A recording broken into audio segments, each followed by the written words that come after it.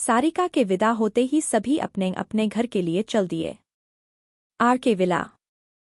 रणवीर की गाड़ी विला के अंदर आई और वो जल्दी से विला के अंदर गया और अपने रूम की तरफ बढ़ गया। पहले उसने शॉवर लिया और रेडी हो गया। उसने एक ब्लैक सूट पहना था और उसके अंदर की शर्ट भी ब्लैक थी। थोड़ी देर में वो अपने स्टडी रूम की तरफ चला गया। उसने स्टडी रूम का डोर लॉक किया और एक बुक सेल्फ की तरफ बढ़ गया। उसने उस बुक सेल्फ से एक बुक उठाकर उसके पीछे के बटन को प्रेस किया तो वो बुक सेल्फ एक डोर में बदल गई। वो डोर एक पासवर्ड से लॉक था। रणवीर ने पासवर्ड डाला तो डोर एक साइड खिसक गया। अब आगे। ये था एक सीक्रेट रूम जिसमें सिर्फ रुद्र या रणवीर ही जा सकते थे। उस विला में काम करने वाले सर्वेंट भी इस बारे में नहीं जानते थे। इस सीक्रेट रूम में कई कॉन्फिडेंशियल डॉक्यूमेंट्स और वेपन रखे हुए थे। रणवीर ने अपने फेस को मास्क से कवर किया और एक स्क्रीन के सामने जाकर बैठ गया। कुछ ही देर में उस स्क्रीन पर एक शख्स नजर आने लगा।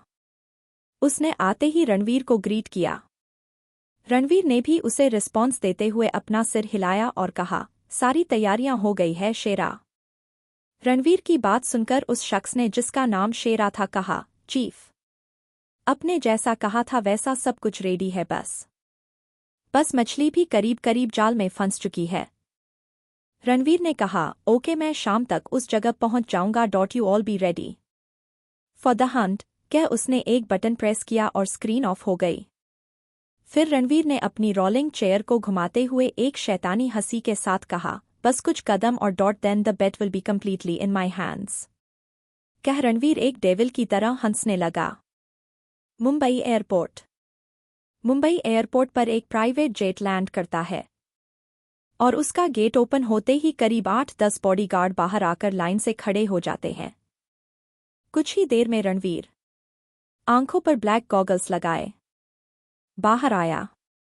इस वक्त उसका ऑरा काफी खतरनाक नजर आ रहा था और उसके फेस एक्सप्रेशन एकदम कोल्ड थे।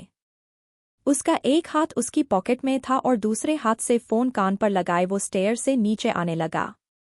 उसके पीछे 2 और लोग ब्लैक सूट पहने और हाथ में ब्रीफ केस लिए पीछे पीछे आने लगे। रणवीर वहां खड़ी एक बड़ी ब्लैक कार में बैठ गया और इसके साथ ही वहां खड़ी करीब 8-10 ब्लैक उसकी कार के साथ ही वहां से निकल गई। अब उसकी कार बाकी की गाड़ियों के साथ फुल स्पीड में मुंबई की सड़कों पर दौड़ रही थी। इंदौर। महेश जी का घर। माही हॉल में निर्मला जी के साथ बैठी थी। निर्मला जी ने कहा, माही बेटा, कल सारिका की पग फेरे की रस्म है तो सारी तैयारियां करनी है। माही ने खुश होते हुए पूछा, चाची जीदी यहां रहने कब आएंगी? निर्मला जी ने हंसते हुए कहा, कल पग फेरे की रस्म के बाद हम कुछ दिन बाद सारिका को ले आएंगे। तुम चाहो तो तुम भी अपने चाचा जी के साथ जा सकती हो सारिका को लेने के लिए। माही को नहीं पता था कि रणवीर इस वक्त मुंबई गया हुआ है और 3-4 दिन तक नहीं आने वाला। वहां जाने की बात सुनकर माही को रणवीर और उसकी हरकतें याद आ गई। उसने जल्दी से कहा, नहीं चाची जी मैं नहीं जा सकती। फिर कुछ सोचते हुए, वो क्या है न शादी की वजह से मैं कई दिन से कॉलेज नहीं जा पाई। तो मुझे अपने नोट्स भी तो कंप्लीट करने हैं ना। माही एक ही सांस में बोल गई। निर्मला जी ने कहा, ठीक है तुम फिर कभी चली जाना। माही ने एक चैन की सांस ली। तभी निर्मला जी का फोन रिंग करने लगा और उन्होंने फोन रिसीव कर लिया। माही वहां से उठकर अपने रूम में आ गई। वो इस वक्त अपनी ही सोच में थी कि कल तो पगफेरे में रणवीर भी आया तो। तभी उसका फोन रिंग करने लगा। उसके फोन पर रूही का नाम फ्लैश हो रहा था, जिसे देख माही के फेस पर स्माइल आ गई। आखिर रूही और माही ने शादी में काफी मस्ती की थी। उसने बेड पर बैठते हुए एक पिलो को अपनी गोद में रखा और फोन पर बात करने लगी। माही चहकते हुए, हेलो रूही। दूसरी तरफ से रूही, हेलो माही, कैसी है? माही, मैं अच्छी हूं, तुम बताओ कल आ रही हो ना? रूही ने कहा, हाँ मैं भी कल सबके साथ आ रही हूं। माही ने कुछ सोचते हुए रूही से पूछा, रूही तुम्हारी फैमिली से सब आ रहे हैं? रूही ने कहा, हाँ सभी आ रहे हैं, बस रणवीर भाई को छोड़कर। वो किसी काम से कहीं गए हैं ना तो 4-5 दिन बाद आएंगे।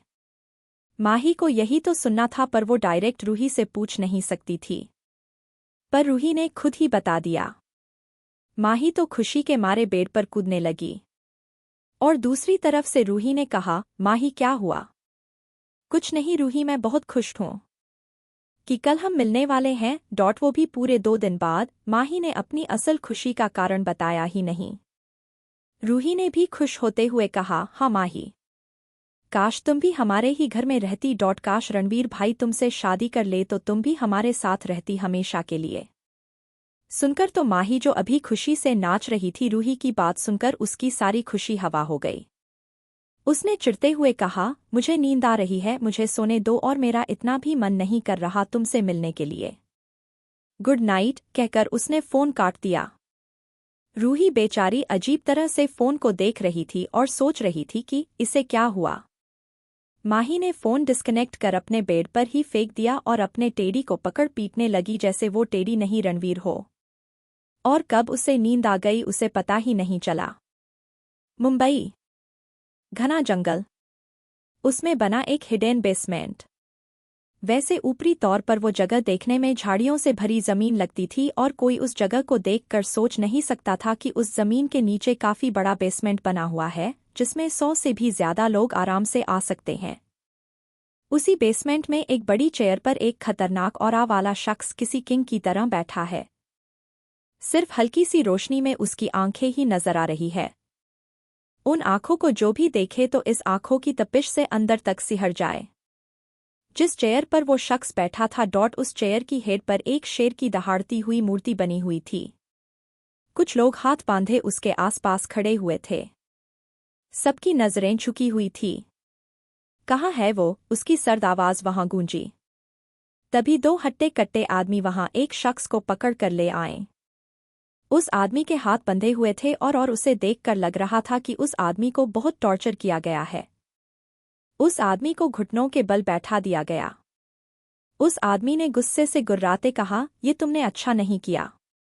अंडरवर्ल्ड की दुनिया का किंग मैं हूं और मैं ही रहूंगा। मेरे आदमी जल्द ही तुम्हें ढूंढ लेंगे और तुम्हें खत्म कर देंगे। जो शख्स इस वक्त चेयर पर बैठा था वो थोड़ा आगे झुका। अब उसका चेहरा साफ नजर आ रहा था। वो कोई और नहीं, रणवीर रॉय कपूर था, जो इस वक्त किसी शैतान से कम नहीं लग रहा था। उसके फेस पर एक शैतानी स्माइल थी। उसने अपनी कोल्ड वॉइस में कहा, तुम्हें अभी भी लगता है कि तुम्हारे आदमी तुम्हें मुझसे बचा लेंगे? हाँ, तुम अपने जिन आदमियों की आस लगाए इस वक्त मुझे चैलेंज कर रहे हो ना, उन्हें तो कब का मेरे बॉडीगार्ड्स ने मारकर नरक में भेज दिया है। और जो थोड़े बहुत बच भी गए थे वो सब मेरे हाथों बिक गए। वैसे चिंता मत करो, उनसे कुछ काम निकलवाने के बाद उनका भी काम तमाम कर दिया जाएगा, क्योंकि धोखेबाज लोग मुझे बिल्कुल पसंद नहीं। वो आदमी रणवीर की बात सुनकर बौखला गया और बोला, तो मुझे क्यों जिंदा रखा हुआ है? किल मी टू। बड़ी जल्दी है तुझे मरने की, रणवीर ने अपनी एक भौं चढ़ाते हुए कहा। फिर एक रूथलेस स्माइल के साथ कहा, पर तुझे इतनी भी आसान मौत नहीं दूंगा। चैलेंज किया था ना तूने मुझे कि मैं अंडरवर्ल्ड का किंग बनकर दिखाऊं। ले बन गया मैं किंग। छीन ली तेरी पोजीशन तुझसे। Now I am the king, the uncrowned king of this world. हा हा कह रणवीर एक डेविल की तरह हंसने लगा। फिर अपना फेस उस बंधक बनाए हुए शख्स के सामने करके उसकी आंखों में झांकते हुए कहा, तुझे तो मैं ऐसी मौत दूंगा कि आगे से कोई भी रणवीर रॉय कपूर को चैलेंज करने से पहले 1000 बार सोचेगा। लेकिन वीरेंद्र प्रताप राणावत, तुझे एक मौका तो जरूर दूंगा बचने का। जी हाँ, उस आदमी का नाम वीरेंद्र प्रताप राणावत था जो सालों से अंडरवर्ल्ड का किंग बना हुआ था। लेकिन इस बार उसने रणवीर से पंगा ले लिया और उसे खुले तौर चैलेंज कर दिया। पर यह चैलेंज की उसे भारी कीमत चुकानी पड़ी, अपनी पोजीशन गंवाकर। रणवीर ने अपने आदमियों से कहा, इसे बाहर लेकर आओ। कह वो वहां से उठकर निकल गया। कुछ देर में वीरेंद्र प्रताप राणावत बाहर खुले मैदान में खड़ा था। उसके हाथ खुले हुए थे और सामने रणवीर खड़ा था। रणवीर ने अपना कोट उतार दिया था। रणवीर ने उसे चैलेंज करते हुए कहा, तुम्हें एक मौका और दे रहा हूं। या तो मुझे मार दो और अपनी पोजीशन दोबारा पालो, वरना मैं तो तुम्हें मार ही दूंगा।